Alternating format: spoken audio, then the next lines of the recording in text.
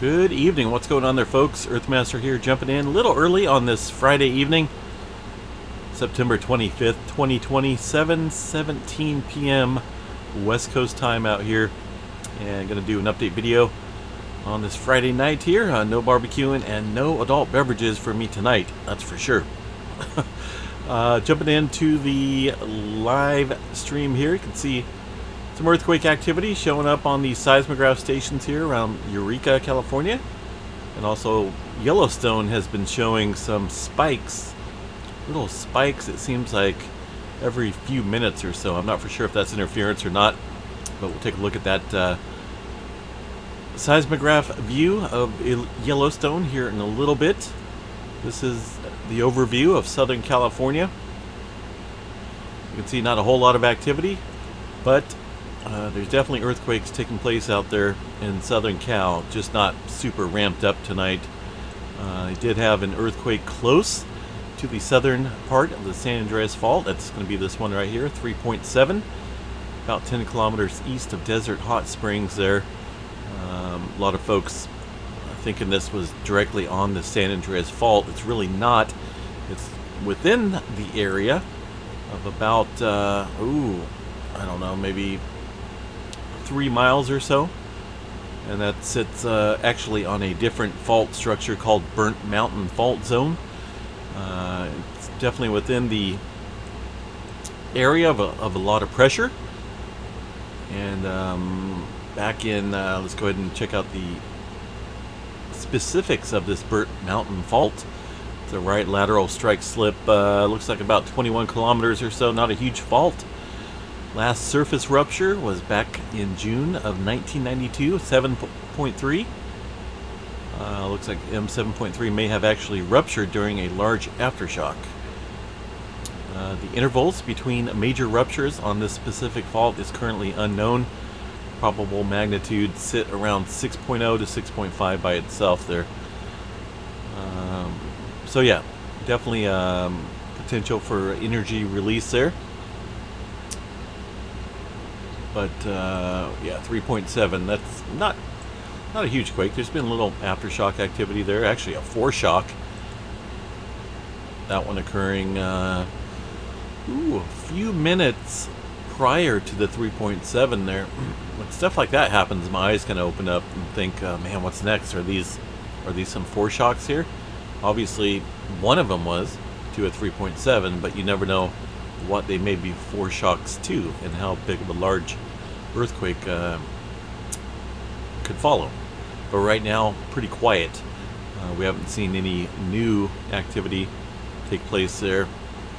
And this is the all magnitudes here once again, so nothing showing up with that 3.7. There's some activity on the Pacific side of the San Andreas Fault, Pacific Plate out here on the San Jacinto Fault area. That's been active for quite some time.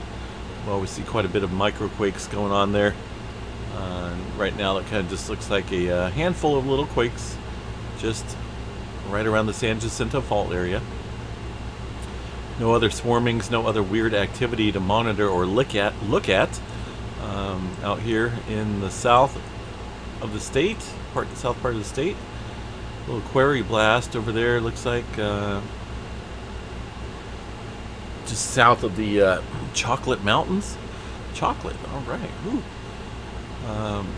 I'm sure it's just got to do with some type of mining or whatnot going over there, obviously.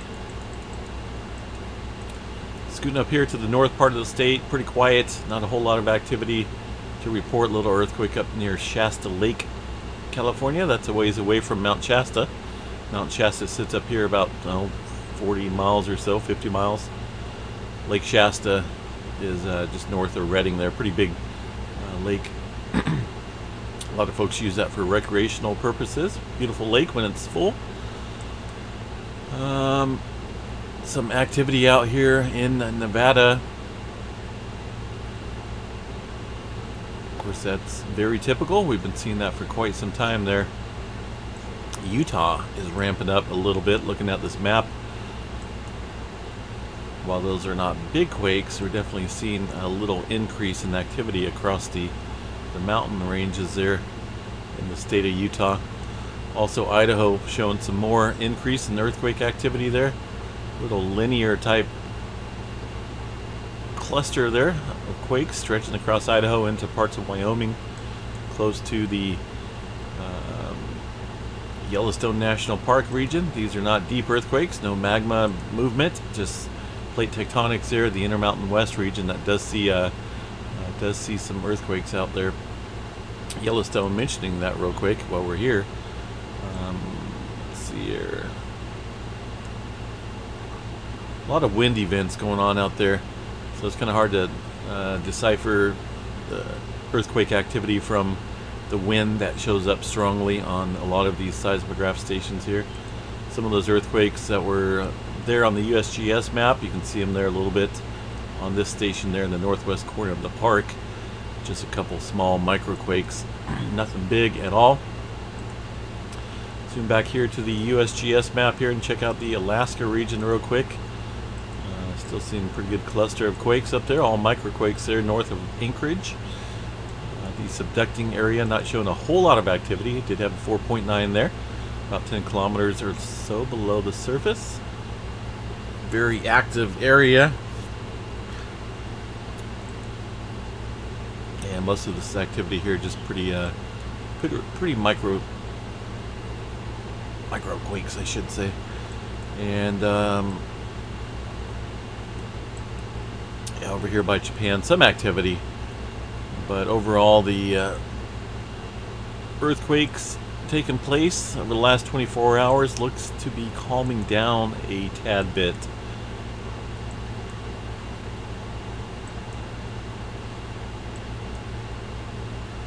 Well, which is good, definitely. It's really good. What else do we have here? I just drew a blank. We checked out Yellowstone tremor map here real quick. This is the updated map, 9/25. Compared to last night, just still very minimal activity, but within the same spots as we've seen about last night or so. Only 42 epicenters there in the Pacific Northwest. Cascadia subduction zone there. Relatively quiet.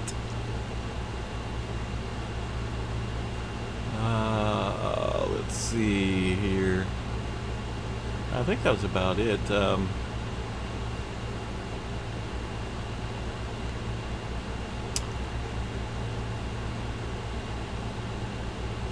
what do they got going on here in the map? So I like to check out this map. Sometimes the RSOE website, events around the globe. See what's going on there. Volcanic eruption there in the Cascades range. How true is that? Well, let's go ahead and go check it out real quick.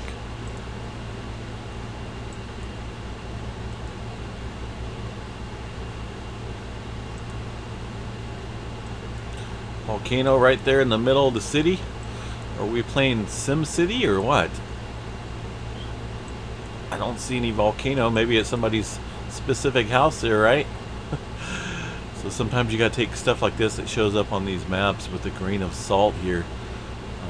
Looking at the map here, we can go into that region from the USGS and check out. But we don't see. I'm not seeing any type of earthquake activity for the most part. I know I've seen a couple comments about Mount Rainier being active. That doesn't look to be the case. Looks pretty quiet. No volcanic eruptions there that I can tell. You can also, go over here to the PNSN website. They got a lot of different stuff here. A lot of information on it. Of course, this is going to show activity over the last 2 weeks. The USGS map that I was showing was just 24 hours of activity, and all magnitudes here. So you can see over the last 2 weeks, generally some light quakes, microquakes over here on the side popping off there in the region, but definitely no major movement or swarming or volcanic tremor there at that specific volcano, or any volcanoes for that matter over there. Let's see what we got here. That's kind of interesting there. Let's go back and see.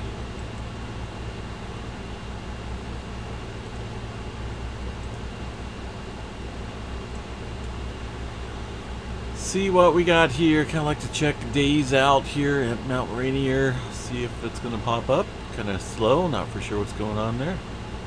There we go. It's hard to say exactly if these are quakes or earthquake activity taking place here. I'm sure these right here are. Those are here. This is a little bit different setup compared to like Yellowstone. Not for sure exactly what could be around there. It's good to check other stations that may be near the area.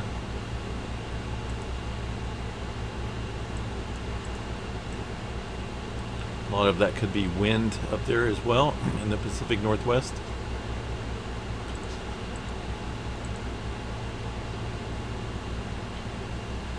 Check out, what is this one right here?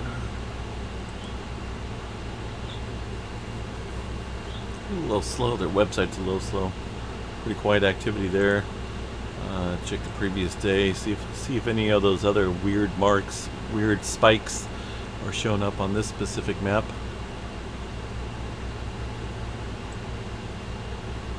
Not really. So anyway, yeah, there's, like I say, it's a pretty cool site there at the PNSN network. They got all sorts of links to different seismographs, volcanic activity, and whatnot. Alarms and notifications, near real-time spectrograms as well on there. But I'm not going to cover all that tonight. Let's go back into this day in earthquake history. Back on September 25th, 2003. Pretty good sized quake around the Japan region. 8.3 magnitude quake. That's roughly right around in the same area. Yeah, roughly about the same area as that huge 2011 earthquake there. In that subduction area. So pretty hot area for major earthquake activity. Quite a few fatalities were included in that. Extensive damage. And I'm not for sure if there was any type of tsunami or not. Oh yeah, tsunami generated with an estimated wave height of 4 meters. Also on this date, back in 1968, 5.7 there near what is that, Chiapas? I know I'm pronouncing that wrong. But pretty good sized quake there. And some fatalities included in that as well. Anyway, folks, I'm gonna get off here and I guess excuse me, enjoy my Friday night. Kind of quiet out here, which is good right now. If you are out there drinking adult beverages or whatnot, please stay safe. Stay home if you have to. That's what I do. If I'm going to drink any, it's going to be at home and probably with a barbecue. Kind of like I did last night. It was fun, but man, drinking some of these gelatos, it's like Budweiser and Clamato juice, and I drank a couple, and then all of a sudden it really started hitting me. Haven't drank in a while, so probably the reason why. But anyway, I was reading a couple comments there on that last video last night. Oh man. Anyway, have a good night, folks. We will chat at you guys another time. And I was just looking at all the raised earthquake activity out here, indicating some deeper movement there, all in a cluster.